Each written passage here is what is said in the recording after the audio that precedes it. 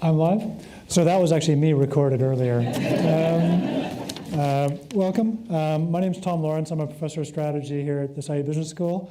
Delighted to welcome you. My privilege to introduce our speaker tonight. Before I do, I've got a couple notes. But I want to say a little bit about the Clarendon lectures, say a couple thank yous, and then introduce Professor Bansal. Just to give you a little bit of background, the Clarendon lectures are a joint effort of Oxford University Press and the Ivey Business School, been going on for many years.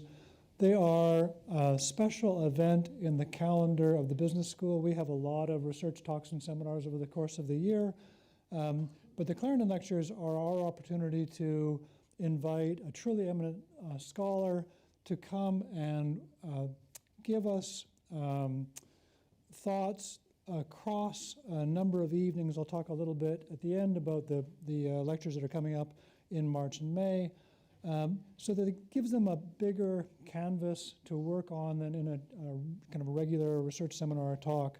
The other thing that makes the Clarendon lectures special is that jointly with Oxford University Press, the lectures lead to a publication, a book in book form that are a product of the lectures as well. So there'll be, it's kind of like a CD coming out after the concert. So there'll be a live version of it. Before I start, I want to make a couple thank yous. I want to thank Oxford University Press for their support, and particularly commissioning editor Adam Swallow. I don't know if Adam's here. Without his encouragement and support, this lecture series wouldn't be happening. I also want to thank a number of people at the business school, and I'll put my glasses on so I don't forget anyone. I want to thank Tiffany Franklin and Christina Fernandez Crespo. I want to thank my colleague partner in this process, Professor Eva Brophy, who together with myself and Tima put this together.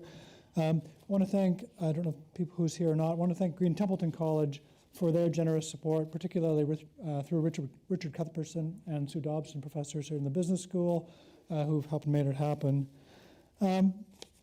I also want to thank, and I don't know if he's here right now, Professor David Riley, for his contributions to getting Tima here and making this happen. So if he's not here, I'll thank him later. So it's a real privilege to introduce Professor Tima Bansal, who I've known for a long time. She's a professor and Canada Research Chair in Business Sustainability at the Ivey Business School at Western University in Ontario. She holds 3 honorary doctorates and is also affiliated with Monash University and the University of Cambridge, for which we forgive her. Professor Bansal founded and leads Innovation North, come on in, and also the Center for Business, Network for Business Sustainability, and the Center for Building Sustainable Value at the Ivey Business School. Her research explores the intersection of time and space and scale in business strategy, with a focus on advancing sustainable development.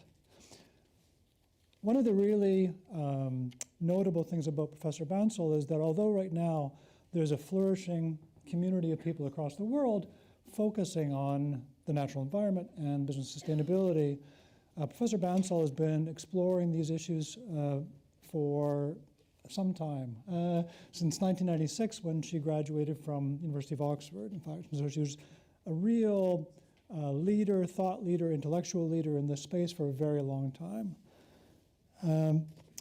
She has garnered many important accolades, which I think are really worth noting. She's a Fellow of the Royal Society of Canada, a Fellow of the Academy of Management. She was named Distinguished Scholar by the organization's Natural Environment Division of the Academy of Management, and a Faculty Pioneer by the Aspen Institute. She's also chair of the board of the United Nations initiative called Principles for Responsible Management, or PRIME, and has served on the board of governors of the Academy. So, to put it mildly, introducing Professor Bansal is a humbling process. Kind of looking back into what you've done over this period is really extraordinary. She's not only a leading figure intellectually in the scholarly conversation around the natural environment and sustainability, but she's put her insights into action and practice through interdisciplinary and intersectoral networks. She's also a public intellectual, publishes regularly in Forbes and The Conversation. And so when you look, and if you think about university life, she is a rare breed. She was someone who has combined all of the different facets of university life combined them in a really powerful way and made a really significant impact across practice, across intellectual life, across policy, and across communities that she's helped bring together. So I could go on, but you're not here to hear me speak, so I would like to introduce to you Professor Tima Bansal and turn it over to her. So, thank you.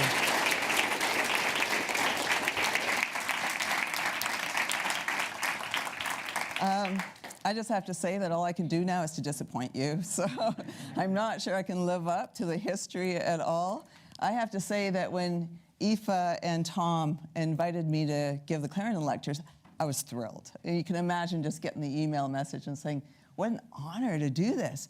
And then I looked at the people who preceded me, people like Bruno Latour or Brooke Fischoff or Ron Burt, et cetera, and all I did was feel terrified. And then I show up at the University of Oxford and I realize that the real hub of systems thinking is here. So I am sorry for those of you who already know more than I do, and I will only reach close to the level that you might be. And then those of you who aren't at all in the environmental space or system space, you might be, I don't know, this might be somewhat new. So I was told that these lectures are really pulled together lots of loose threads for the last 30 years of my career, right? And then I realized how hard it would be to actually pull together all those loose threads. And so it's been a real struggle to tie everything into any kind of neat knot. And so I take advice from Daniel Armanios. Is he here? I don't think he is. Is he here? There he is, Daniel, who told me at dinner a few nights, a couple weeks ago, that you have to be clear enough that people know when you're wrong. And I decided not to take his advice. And so I decided to be confusing enough so that you knew that I wasn't wrong. And so where I'm going to go with this is that I want you to leave all your tough questions until after the recording is off, please. And we'll just see how it goes. It is a tough talk, and I will try to move through some of it quickly because I've just learned this was end in 40 minutes rather than 50. So we'll see how it goes. These are the 3 other talks, and so I hope that you'll come on March 7th. We've got Richard already in the room here. We got Aoife. I don't know what Jessica looks like, and then I'm going to be on that. And Meta Morsing will be our fabulous moderator. And the 3rd talk will take some of the work that I've done at Innovation North and show you how to put systems thinking into practice. And so it will be MBAs. We've already got one taker here, right, Kian? Okay, and that's that. Because it's a difficult talk, I think, to pull those threads together, what I've decided to do is tell you the main message right at the very beginning. So if you leave early, at least you feel like you got the main message. So the position I'm taking is that business strategy scholars, I see myself as a strategy scholar in a business school. We model, and that's going to be a critical word I'm going to use, we model sustainable development, which I believe is unsuitable for interconnected contexts. Okay, so that's the first part of the argument. The second part is that systems thinking is more appropriate than modeling for interconnected contexts, yet its methods are seen as too uncertain, too hard, and too slow. That's the argument I'm going to make, and that's why systems thinking hasn't caught on in business schools.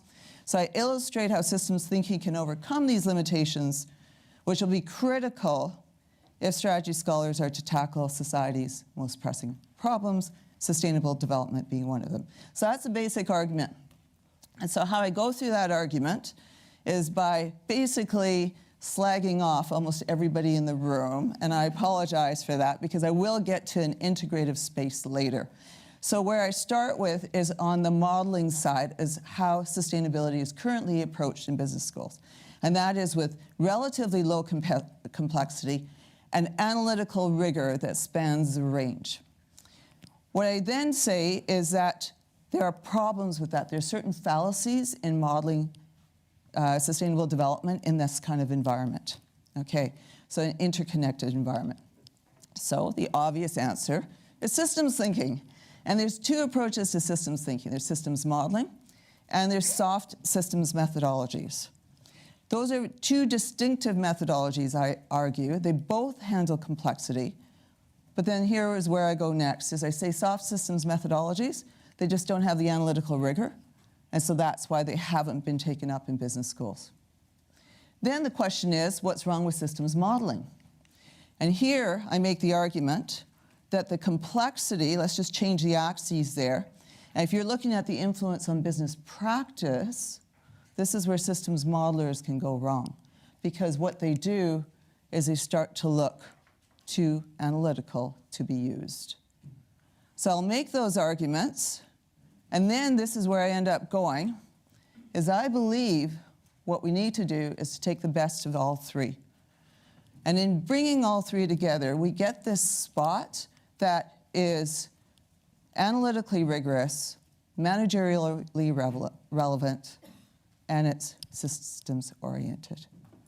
That's where we will end up with, and I know I won't get through all the fallacies all the way through, but I will try my best. The agenda very simply, modeling and its fallacies, systems approaches and their gaps, research opportunities, and then a desired future for strategy, practice, and scholarship. Okay. This is me 30 years ago. I was trained as an economist, and this is just after I wrote my exams with my husband, who is still my husband, and and he's not here, just in case you're wondering, because he thinks he's going to embarrass me or I'm going to embarrass him. So we don't go to each other's talks. He's a mathematician. But we met in Alberta, Canada. Now, if you know Alberta, Canada, you know it's a Texas of Canada. And so it is incredibly conservative. So as an economist trained in Alberta, I would naturally be very conservative and be very analytical. And it was really just, this was my lifeblood. And David tried to disabuse me of that. And he did somewhat do a good job. But I tell you who did a really great job was Elizabeth Howard, who was my master's thesis supervisor, my info supervisor. And she said, listen, if I'm going to supervise you, you have to do something on the natural environment. I thought, really? But then as an Albertan, we have the Rockies, and so it made sense for me to do the natural environment with economics, and they didn't seem decoupled. Okay, so 30 years later, I've now become the recovering economist, and I now really have bought into sustainability, and if anything, I'm more critical of economics than ever before. So this is us just a couple of weeks ago. We're at the Natural Science Museum, and if anything, our hair has just turned the same color. And so, but I am really telling, this is the trajectory in which I've come, and that's what I'm trying to do, is pull the last 30 years together into a narrative. So sustainable development, starting here, which as many of you would know, but I want to bring everybody along, is that it's development that meets the needs of present generations without compromising the needs of future generations. When I started my master's degree, my MPhil with Elizabeth, it was 1991. This was written in 1987. So it wasn't even part of the business school at that time. So at that time, we didn't even know how to look at it. But over time, as I try to think about why companies would be environmentally responsible, given that it didn't necessarily pay, that was my thesis, then I started to think about other aspects of it, like why wouldn't firms be environmentally responsible, given it's the biggest existential threat that we in society and organizations will eventually face. And at that time, people were still debating climate change. And so my first foray into why not was in recognizing that there's a huge temporal element to that. So it was over time. And so we don't think about, in strategy, enough about time. It's not that we don't do it at all, but we don't think about it enough. We didn't understand intertemporal tensions specifically. Juliana has worked in that space as well, but the important part of that was that because we didn't take time into consideration, it's just easier to be short-term. In fact, one of the funniest things is that we discount the future. And when you put that into your mind as to why we discount the future when the future is actually just as important as it is today, it's really quite remarkable, but it's at the heart of finance or economics. Then I thought, well, the natural link is space. And what do we do with space is that we always value the global over the local. So we internationalize. And in internationalizing, we lose the local. In scales, we always value the organizational over the planetary, and we have no way of thinking across scales. And so ultimately, I would argue, is that it's a short-termism, our globalization, and our scaling up or out or whatever it is that's at the heart of the reasons why we haven't got to sustainability. So sustainable development, though, assumes interconnected systems, yet business strategy models assume independence. And so if you believe, as I do, and I think most people in this room would believe, we are in an interconnected world. We are connected just by being in this very room, and yet strategy assumes independence in the way that it optimizes. Now, I'm going to focus my arguments on sustainable development, but I would argue that these arguments can apply to almost any macro issue. And so whether it's ethical AI or public health, I think that these are very generalizable because we have a hard time looking across scales. So, modeling approaches to sustainability and strategy. This is modeling, okay? So you're just looking at a bunch of independent variables affecting dependent variable. Notice that I mentioned independent variables. Independence is really critical here. Causality is really critical to strategy scholars. And it tends to be within levels of analysis, so within organizations. And once again, I apologize for those of you who aren't strategy scholars or even scholars that yet. The idea is that I want to really take this into the academic space, but then also make it more widely relevant. Okay, so this is what a hypothesis would look like. It's actually a hypothesis in a paper, and I intentionally didn't put the authors' names down here. But complexity of the natural environment is likely to decrease firm survival in the long run. Did you notice, long term, did you notice, though, that we've got time in there, we've got causality in there, and we've got this construct called complexity. And so then it's modeled like the equation you see there. I did a systematic review and published in 2017 with my former doctoral student, Hee-Chan Song. And those are the variables that we found. So we looked at all the variables that explain sustainability at the business level, and then looked at the outcomes, which are financial or non-financial. But this is the rub. The business context is becoming increasingly interconnected and disrupted. Now, I'm not going to spend a lot of time making this point because I do think it's somewhat self-evident, but there is no question that we are becoming more interconnected. Digital technologies are connecting us, and so there's very few people on this earth now that are not connected to others. And so it has become, everywhere. And so, and you look at the Internet of Machines, of technologies, financial markets, everything is connected. But then transportation costs have also come down. And so with transportation costs being so low, now everything that's actually of material value, whether it's a desk or the clothes that you're wearing, has international supply chains. And so as we become interconnected, you can see that we become more systemic, then we are also more open to disruptions. And it doesn't take long to even think about the most recent disruption. How many years ago did we have to deal with COVID? Just 5 years ago.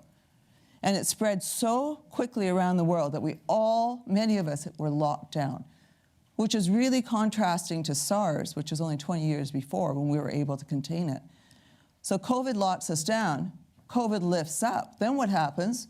We have supply chain disruptions, we have runaway inflation, we have housing shortages, we have now governments that are so disruptive that I can't tell you, as a Canadian, what will happen next. Like, we're talking weeks from now that could really disrupt our world in Canada. So there is a point now that we become much more interconnected and much more disruptive than ever before. And what are we doing? We're modeling in strategy. So I've just picked this up. It doesn't really matter. The specifics aren't that important, but this is what a model would look like in business sustainability. We would have the beta, we would have financial performance as being a variable, governance, quality, that would be independent directors, whatever it might be, innovation capacity, things like R&D, how much you spend, market dynamics, let's say competitors, sustainability practices, competitive intensity, how intense the competition is among your competitors, regulatory intensity and number of regulations, stakeholder pressures. Okay, that's normal. And then a nice little error term. That's what modeling typically looks like. And there's all sorts of fallacies with that. One is causality. Now, causality is the holy grail of strategy. So we are always looking for the identification, because if we can predict it, we can control it. And so that means that if I can get more directors on the board, then I can change my performance, whatever kind of performance, sustainability or financial, that's a lever for improvement, right? That's what we want, those simple answers. But that requires all the variables to be independent. If you model it all, then you know that this is the case, and take a look at those variables, and do they look independent to you? And yet we even call it independent variables, and we even have statistical tests that would give us this confidence that they're independent. But there's nothing up there that's really independent from the other. This notion of time invariance. So if I fall and I get a bruise, I know right away that the reason why I have a bruise is because I fell, right?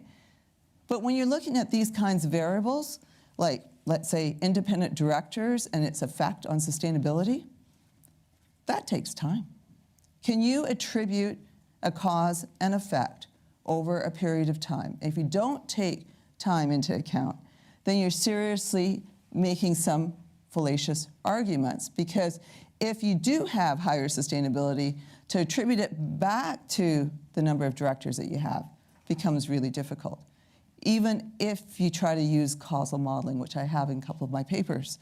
And then this whole notion of mythical causality. And now this is a bit of a stretch, but if causality is the holy grail, because we want to be able to control and predict, there are many times, especially when you have interconnections, that it doesn't make sense to talk about causality. So if everything is connected to everything, then what is it? What is the cause of? If you think about the three-body problem, I'm not talking about the television series, we're talking about three bodies in space. You can't predict where the bodies will be because of the gravitational pull on each other. They move in concert with each other. Causality makes no sense. You can maybe predict within a small proximity of time and space, but you cannot predict beyond that. What you want to do is to understand their relative movements. And that means that causality does not necessarily apply to interconnected variables. Okay, we assume, when we model, those betas that you've got there are actually stable.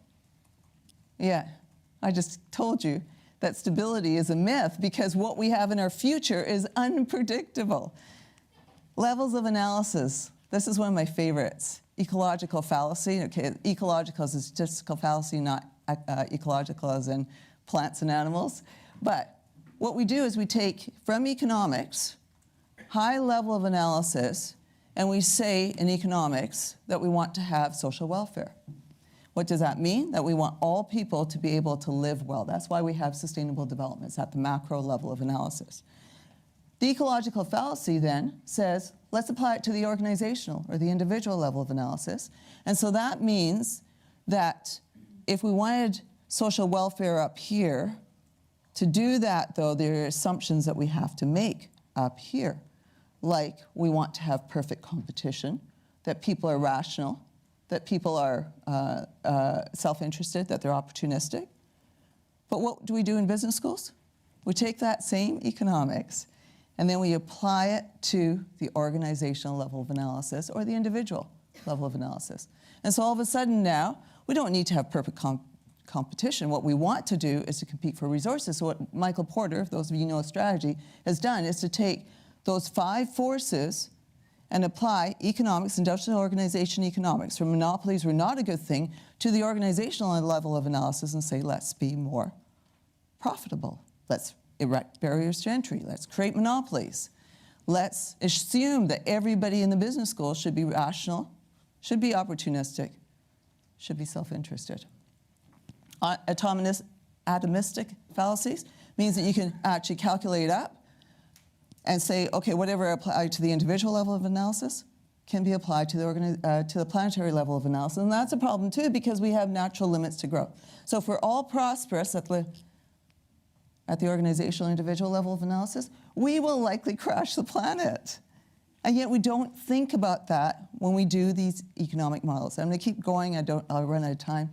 We amplify, as we add the initial conditions matter, we overfit variables. Our variables are either too fine or too coarse-grained, and we assume that data points are independent. I won't get into that, but those are all fallacies, and there's even more of modeling.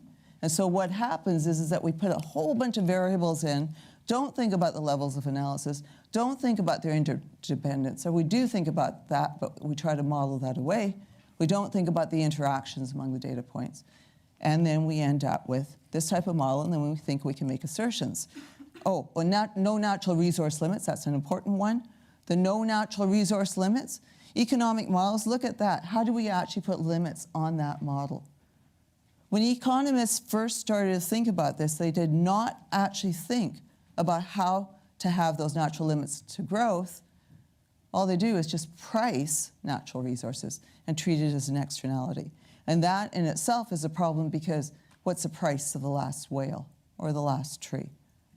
And so pricing does not work when you have natural resource limits with regression analysis. So faulty reasoning, then we end up with, I've already told you this one, the economics assumes rational self-interest in opportunistic individuals for market equilibrium. So that means that each individual should be rational and self-interested and opportunistic. That's what we do in business schools. At least we make that assumption. It's a faulty assumption. Business profits, I've told you about this one, means prosperous societies. That's just not true. That's a trickle-down economics. It pays to be green. No, it does not pay to be green. Never paid, really. It pays a few firms to be green. But that's, once again, fallacy. It's a causality. It's ecological fallacy. It assumes stable equilibrium. Just because it happened 10 years ago doesn't mean it's going to happen tomorrow. Every firm should be net zero. Nope, that's not true. Every firm cannot be net zero. Let's not even pretend that that's the case. What we can do is hope for an economy to be net zero. And so we have then also produced a fallacy. So I remember my DPhil supervisor, he might be online, he wasn't able to come today, Keith Grinch. Keith, I asked him one time, I said, Keith, what are we doing looking at this causal inferences when the world is really messy? And Keith says, well, this is just the way we do things in science. And he's right, so I learned the science. And that became, what I did was follow the masses of simple but wrong answers, and we don't follow the path, what I believe is complex but right. Now, I will argue that we still can have simplicity. The problem is, this is simplicity that we seek is the wrong simplicity, because we pick the variables for the wrong reasons. We're looking for analytical modeling simplicity as opposed to the simplicity that really matters. So given that most people recognize that business contexts are complex, why do so few business scholars apply systems methodologies? So that's a question that's on my mind, but before we do that, I have to give you a primer on systems theorizing. This will be short. This is not new. This is what causality is. One thing that I didn't say earlier, which is, I left it off, but we basically look at the parts. Those are the independent variables to explain the outcome, okay? Systems theorizing looks like that. Everything's sort of connected, and you can't predict it. And so there's high interconnectedness. I didn't talk about this before, but it's hierarchical scales. And so you have patterns that happen within a scale. So I, as an individual, I'm at a scale. I have a certain pattern. I have a certain coherence. We have teams that have coherence. We have organizations. Teams are within organizations that have coherence. You can see that there's coherence. Nestedness across scales, that becomes important. And because the parts don't tell us anything, we have to look at the whole, which then tells us which part becomes important. I'm going to make the argument that there's two approaches to systems theorizing. One is hard systems modeling. The other one is soft. Those are caricatures, and I know it, but it allows us to keep it clear in our minds. So this is hard systems modeling. That's the sort of thing that you would see. And it's basically modeling systems to identify structures and patterns that can simulate outcomes. And that's really critical. And so the proponents of it, those of you who are systems thinkers in the room, would recognize some of these names, but Russell Ackoff, Jay Forrester, John Sterman, MIT folks, Herbert Simon, famous Nobel Prize winner from Carnegie Mellon, right? James March, same thing. Daniel Leventhal, they came from the same sort of tradition. And something I just want to note here is that there is something quite American about a lot of this too. Not only American, but there is a bias here. You'll see the soft systems methodologies are more British. So the technique and the methodologies that we use, systems dynamics, agent-based modeling, network analysis, NK simulations, those are pretty tough things to do. And who uses them? Academics, some policymakers, and some students, because this is fabulous to help me understand the interconnections and the causal loops. Causal loops, a loop. This is interesting because we're still trying to simulate causality when we look at a loop, right? So causal is still the holy grail, even with hard systems modeling. So it's more representative, the modeling, than econometric models, but it's unpredictive. When I say unpredictive, I mean unprescriptive. It can't tell me what to do. And it's hard and it's really slow to do. And I'm just going to give you an example here.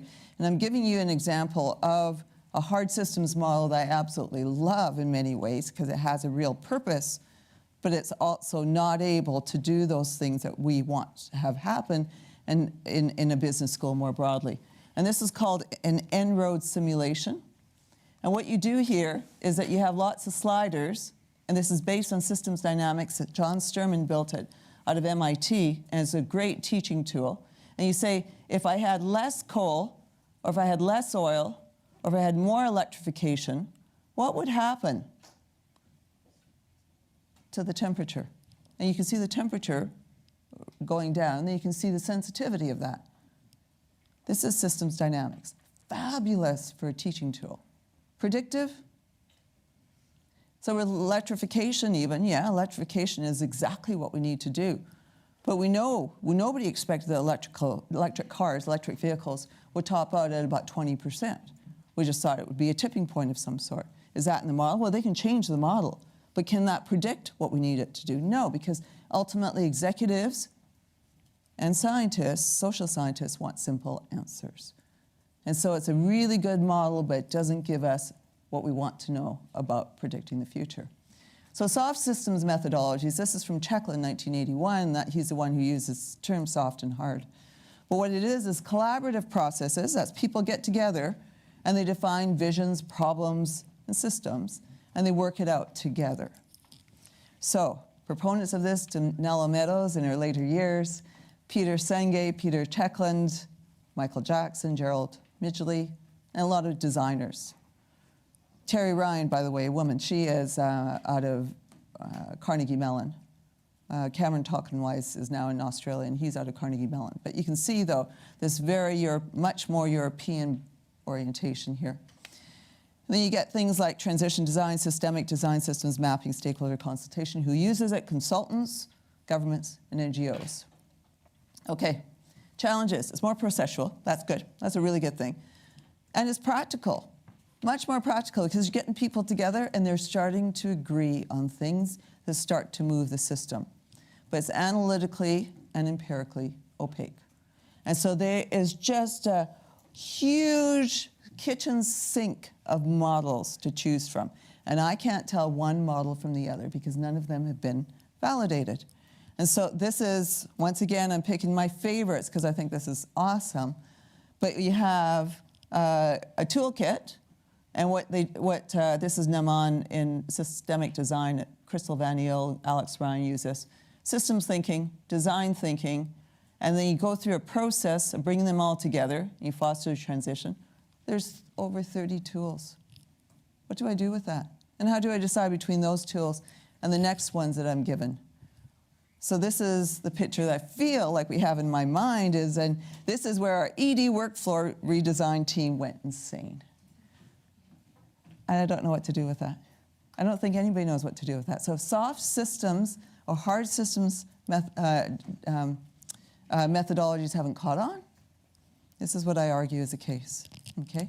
It's just too uncertain, too unprescriptive or whatever, too hard and too slow. So here's the opportunity. Analytically rigorous, managerially relevant systems thinking is what we need. This is a sweet spot. And what's really critical here, and I'm borrowing a lot of insights that I've developed over the last 5 years when working closely with the research team and also with executives, 30 organizations across Canada, where we're really trying to get systems thinking into organizations and we're challenging what we know. So I'll draw from that and I'll show you the toolkit later. ChatGPT helped me with this, but this is what I feel like I'm going to knit for you. This is a very loose threads over the last 30 years. They have lots of holes and incompleteness to it.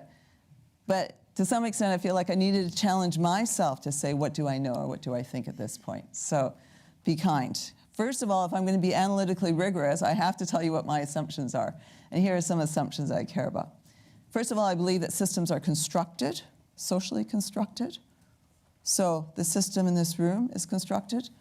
Apple, the firm, is socially constructed. It's made up, it can die, it can change, anything can happen. We can grow it fast, we can grow it slow, it can be global, it can be local. But an apple is an apple is an apple. And you can only grow it so fast. And when we kill the last whale or the last tree or eat the last apple, it will be gone. Unlike Apple as an organization, which will live, which could die at any point and be reborn as something else. I believe that systems have structures. There's hierarchical scales, and there's tipping points, and I believe that there's something immutable about that. I believe that systems can never be fully known. So you have the blind man and the elephant. Different men or people feel different parts of the elephant. They understand the system in different ways. No one sees the elephant. And so as a result, we can never know the system. We can only know our piece of the system. I believe that perspective matters. What you see is different from what you see of this system, but not just because your point of view is different, but because your history is different. And so the person at the bottom sees a 3. Now that person sees a W. That person sees an E. And that person sees an M. And so our perspective is different for systems, and that's why they are so difficult to understand. And then I believe as scholars, we can never be objective. This whole idea that we stand outside the system and objectivity is one of our goals is insane. Because the choices that we make in our research design, the variables that we choose, or the questions that we ask when we're interviewing, changes the system. So let's just acknowledge that we're part of the system. Those are the assumptions I make.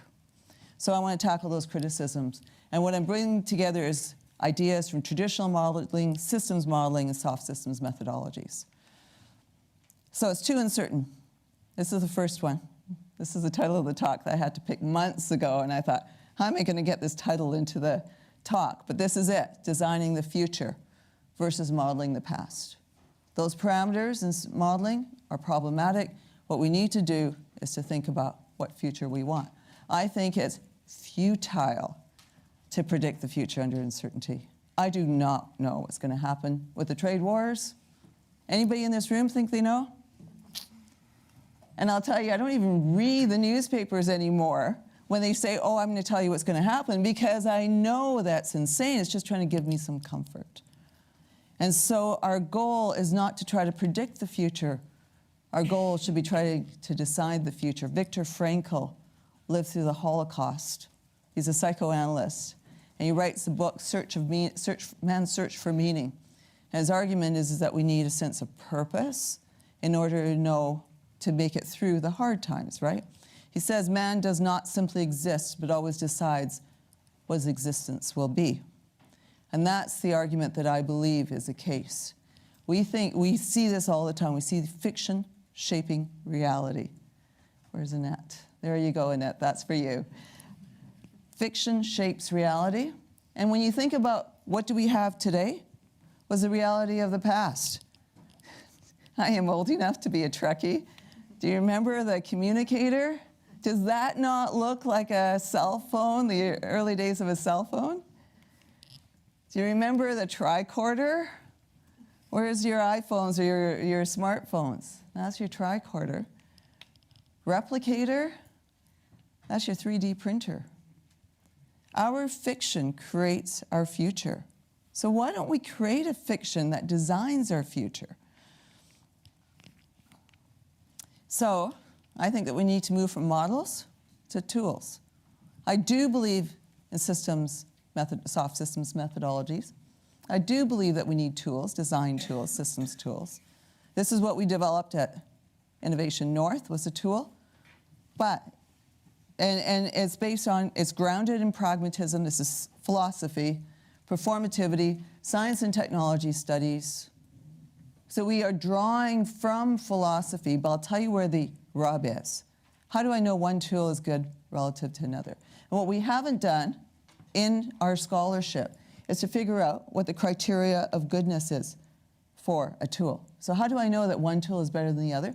And when we start to understand how to validate models, will we be in a place to decide this is a good model or that is a bad one, and we start to take out some of that stuff from the kitchen sink and start to say this is a model that's been validated through use cases. So research opportunities. I don't do work in all of these spaces. I do work in very few of these, but many people are, and I think that that's where the future needs to go. We need to be thinking about foresighting versus forecasting. We think we need to be thinking about future studies, Annette's work. We need to be thinking about prospective theorizing. Juliana's work. We need to be thinking about design studies or scenario analysis. Raphael, and wherever Trudy is. There she is. So we need to be thinking about these different approaches so we start to think about the future while learning from the past. Too hard? We have to simplify complexity. So how do we do that? I love Henri Matisse. And I love that because in that very few lines, he communicates so much. And you can imagine how pensive that woman is. Why do we have such strong complexity and detail when we don't need it? And it's about that discipline of taking away what's not needed. And so what we did was try to model, this is as simple as we could get at that time, at Innovation North, we tried to model product returns. And so big retailer, Amazon, Walmart, whatever you want, has a lot of product returns. What does that look like? And the red marks are frictions. I know you can't read this. And then what we said after we tried to get it relatively simple, we said, what don't we need? And we made it simpler yet. And so if we can remove what we don't need and have that discipline, and then understand these causal loop models in such a way that they actually have meaning and analytical power, I think that we can get to a space where the causal loop modeling from soft systems methodologies and hard systems dynamics or modeling can actually come together. So how do you do that? I think there's a huge number of research opportunities here. Collaborative expert knowledge. I think when you get a bunch of experts into the room, they will already know deeply about that concept, and they can start to surface what's important. Stories. And I know that stories feel like it's just about me telling you about how cold it is outside and how I got here. That's not a story that I'm talking about. I'm talking about those stories that live through ages. Indigenous ontologies, Indigenous stories have an enormous amount of power in their stories. And that's because they keep being told and retold. Indigenous ontologies, one of the stories is about reciprocity to the land. And land is life. Water is life. Not the creatures in the water, but water and rocks are life. And when they take from the land, they give to the land. And that's why 8% of the land that's owned by 8% of land in the world is owned by Indigenous people. It holds 80% of our biodiversity. Because of the stories, and they understand by those simple stories what's important. Stories have value. They can reduce simplicity. There's simple rules. There's people who are working this space, but not enough. There's emergence across levels and time. And so we're looking at some of that in our team, is how do we actually reduce complexity by raising our levels of analysis, or by lowering our levels of analysis as is necessary when we need to know the complexity of relationships. Cognition through action. There's this, who knows the spaghetti tower experiment? Not everybody. Okay, so I get to tell you this one. So this fellow Peter Skillman does a experiment with, this is at the University of Tokyo, University of California, and at Stanford, gives people, a bunch of people, 20 pieces of uncooked spaghetti, 1 yard of transparent tape, 1 yard of string, 1 standard size marshmallow, and the marshmallow has to sit on top, okay? And it seems like it's a tough job, so he has MBA students doing this. That's an appropriate question for them to ask. And they think about it, they get to work immediately, they start talking to each other, they start planning, they start giving tasks out, and they start to build their tower. And he also gives it to kindergarten children. And kindergarten children, what are they doing? They're saying, they're just grabbing the spaghetti, and they're starting to, nudge each other and speak very little planning. It's like, hey, and then do this, or that didn't work, or whatever, and they just build.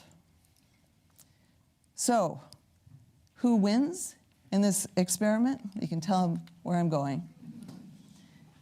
But what's really interesting here is that the MBA students, their tower was 10 inches. The the kindergarten students, their tower was 10 inches. The MBA students were 26 inches. That blows me away. And I think that just tells you that we can't think our way through systems. We need to experiment. We need to learn through action. So, at Innovation North, as we start to think about our approach to strategy, I see it as a model of wayfinding, and that we move forward, we look at what we've done, we take stock, and then we move forward again. At the end of it, we know where we're going. We're going to the top of the mountain. We don't lose sight of that. Because when you're done and you look back, you can easily lose your way. So we need strategy as wayfinding. I think that there's a neat opportunity. But there's others. Pragmatism, I think that we need to bring more pragmatism into our research. Co-creation, engaged scholarship, participative action research. Strategy is practice, strategy is process. I've got so many cool people in this room doing that kind of work. And then wayfinding. So, what's a research paradigm in which scholars can design desirable futures? And it's just a couple more minutes now.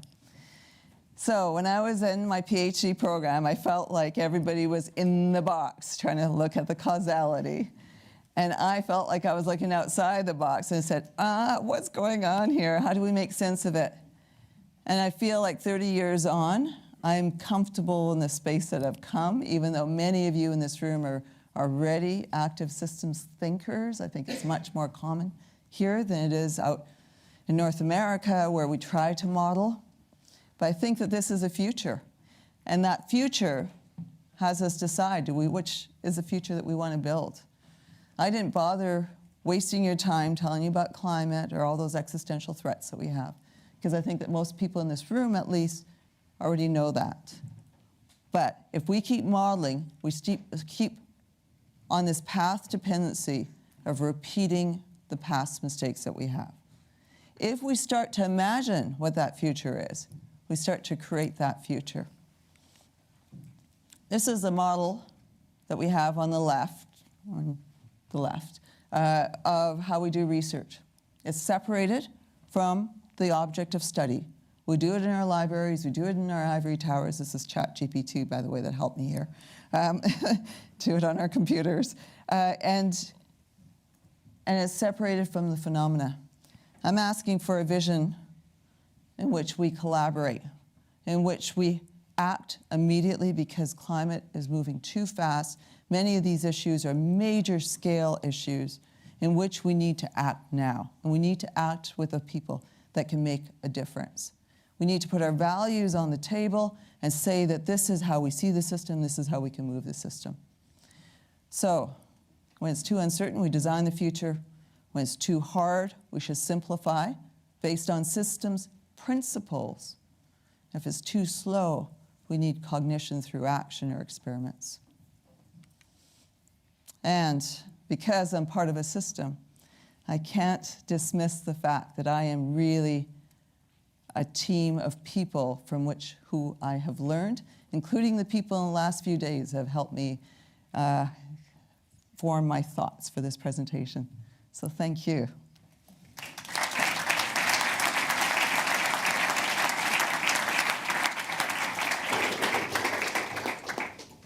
Thank you very much. That was amazing.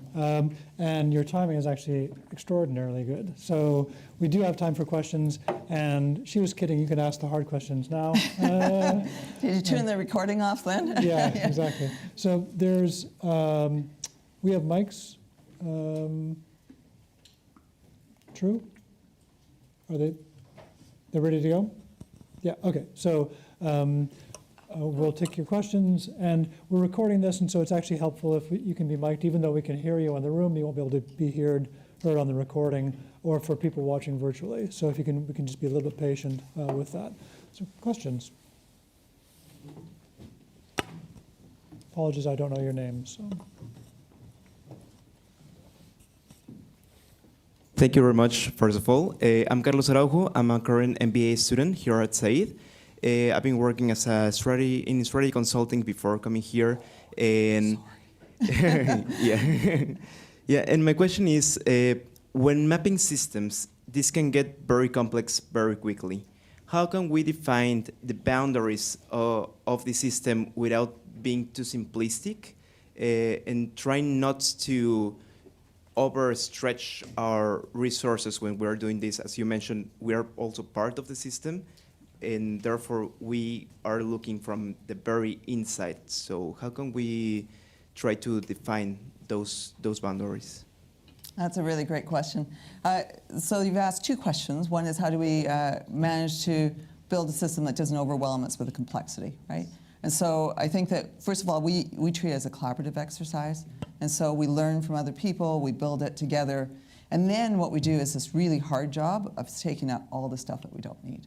And that really does require discipline, but in the end, we usually build these systems maps. They're really quite approachable in a really short period of time for the people who use them. The second thing I want to say is that systems mapping isn't about the outcome necessarily, it isn't about the map, because if you really do believe that systems perspectives matter, it's about the process of building the map. And then the process of building the map, plus the process of how the map is used to get us to the place that we want to get to, becomes really critical as well. And then the third thing is the boundaries of a system. And so the boundaries of a system is really interesting because there are spatiotemporal relationships within a system. And so the size I am means that actually the parts of a system work almost in concert with each other. But I'm not really that complex. Well, I sort of am, but the point is that we cohere in some level of simplicity, and we don't need to show all my cell structures, all my various systems in order for you to understand me. And so I think that we need to understand that boundaries actually do cohere in a certain level of simplicity. I would also argue, though, there's so little research done on this, and this is exactly the sorts of questions we should be asking and answering. So it's a good question. Thank you. Thank you very much. Other questions? At the back, Annette. Thank you so much, Tima. I loved what I heard. What was very novel to me and interesting is when you mentioned or argued the importance of shifting between scales, between different levels. So if we shift to the species level or the planetary level, we will see immediately that humanity is a quarrelsome species. So when you talk about we have got multiple belief systems and multiple values. And even if we agree to put those values on the table, we'll find a lot of value conflicts. So how does the methodology you're proposing accommodate conflict values? And what is the assumption behind the word we? Wow. How much time do we have? Sorry, we're out of time. I just want you to know we're having dinner afterwards, anatomy. And so that was a loaded question. I will not try to sidestep it completely, but I think that the value conflicts, really going back to the last question, the point that you made earlier, depends on the scale. I would argue at this point, and I think I read your piece a bit, and I think at the planetary level, though, there is this elevation now of capitalism being quite central as one of the value systems that holds us, and individualism that is now in direct conflict with a set of values that, once again, if we elevate to a point of simplicity, the sets of values are probably a lot simpler than all of the various values that we can hold at the planetary level. But in Oxford, it's a different set of values that we have to have contests, or that are contested. What I think we need to do, and this is where I think there's probably wide agreement, is that to really deal with those value conflicts, we have to have those conversations, collaboration, but I don't think the collaboration can be like this. It needs to often be facilitated, and this is the thing that we're starting to really try to understand is through boundary objects. This isn't my idea. But boundary objects provide us the opportunity to have conversations across boundaries that are not as contestable or not as aggravating. And so this is Andy Van de Ven who told me this piece, but he says, if you want to meet a girl in the park, get a dog. And what that means is that the dog becomes a boundary object that if you go talk to her, if he goes talks to her directly, then she's going to run away. But if they both have dogs, then that becomes a means of conversation.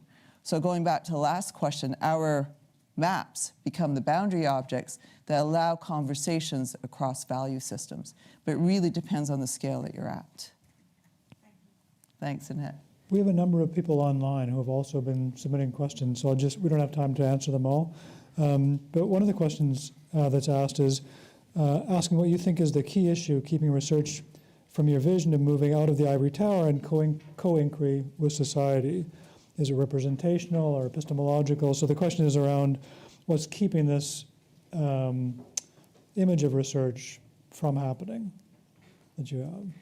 That's a really great question. I think that we're part of institutions, and these institutions keep us where we are, right? So our reward system as academics, our tenure, our publishing, it's really hard to break that. And so I totally understand where this person's coming from.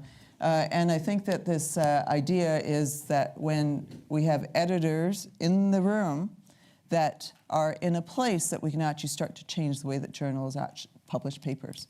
And so if we're willing to publish papers, so I'm going to talk about a special call that I've just had at the Journal of Management that Kevin Corley and I organized, where we're looking for proposals for papers as opposed to fully done papers, because in the proposals we can move more quickly, plus we can work with the authors to develop those proposals. We've got 3 other editors in this room that have done that, are part of our team.